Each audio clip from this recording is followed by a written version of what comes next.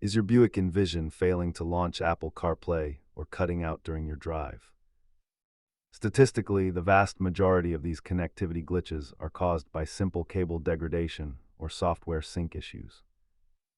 Let us walk through the troubleshooting playbook to get your system back online. Start by swapping your cable, clearing out debris from the port, and resetting the pairing entirely. Check your phone settings to ensure Siri is enabled and that CarPlay has not been restricted by screen time. On the Buick side, ensure your infotainment firmware is current or perform a soft reset of the head unit. If simple resets fail, you may be looking at a physical port failure that requires professional service. Most solutions cost nothing, but replacing a damaged factory USB port can get pricey.